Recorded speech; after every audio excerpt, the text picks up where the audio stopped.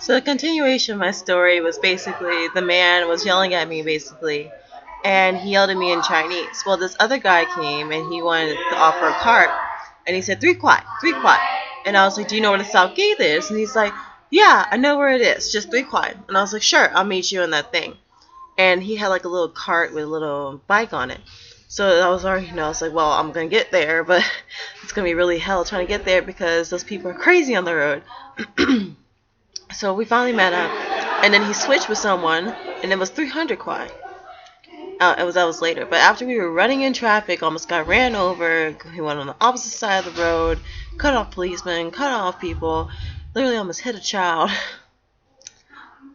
And it was like on the wrong side of the road the whole time. And sometimes he didn't even check. He just went. So I was just like, oh my god, I'm gonna die in China.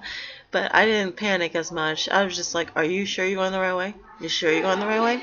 And finally we stopped in this alley at Hulong Town. Which is basically near the Wu Fanjin district, which is like where the shopping and Americans usually shop or anything. And he stopped in this alley saying it was 300 kwai, and I was like, no, your friend said 3 kwai.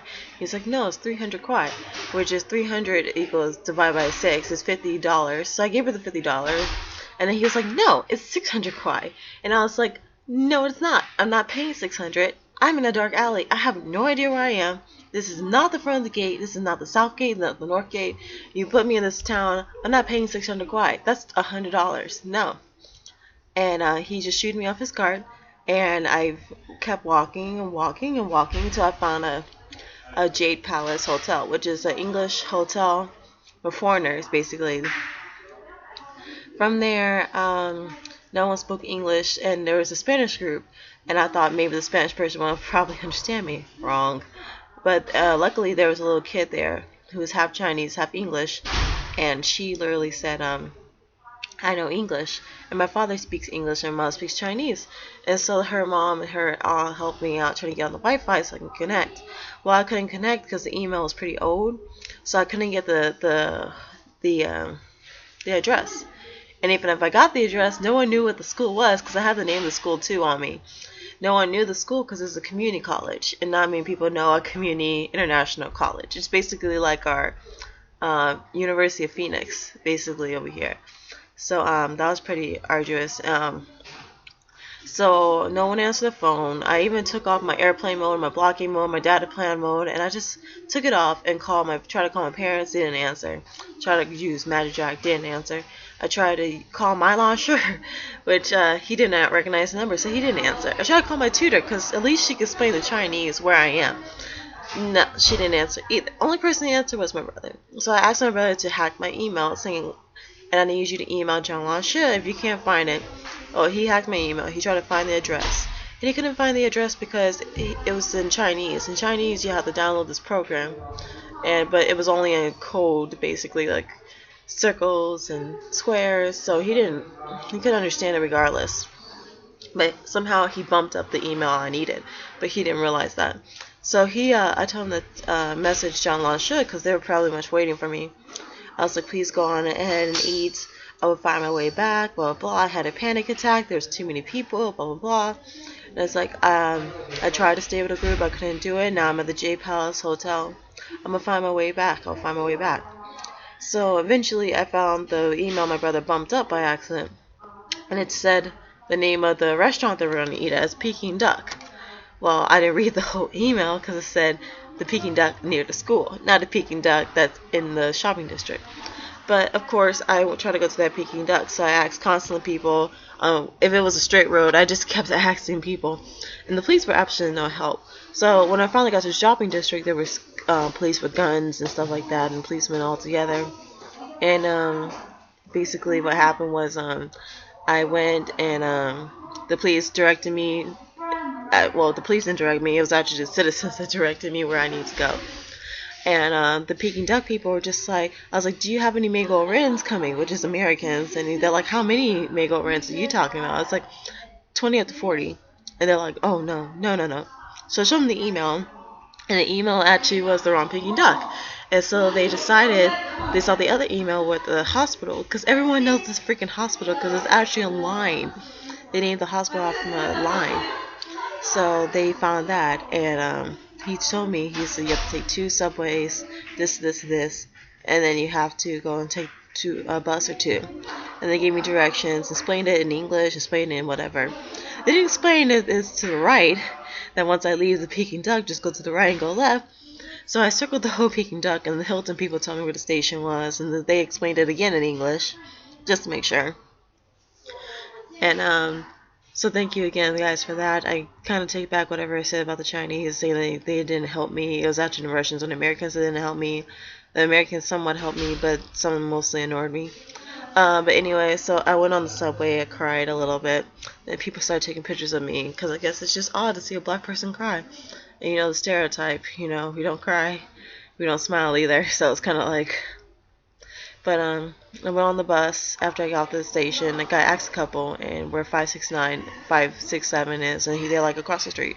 Well, I didn't ask the subway, the people from Peking Duck, which way is it, left or right? And my God, this stupid thing, it's like stuck again. Hopefully it's still recording. So afterwards, after that, I got on the subway afterwards, and it was like what can I say? It was kind of I was crying on the subway, and I was shaking, and I was having a panic attack on the subway, and people were taking pictures of me. So if I see this online, I'm gonna be really, really upset. So basically I changed stations. I got off the line, and it seemed kind of familiar. Oh, I'm repeating the same story.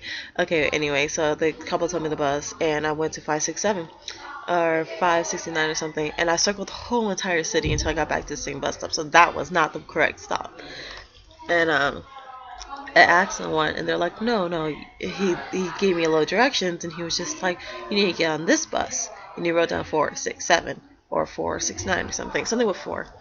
And then he afterwards, when he did that, he wrote da. And he said, your bus is here. And I was like, oh my God. So I came back and I saw the only exit is da.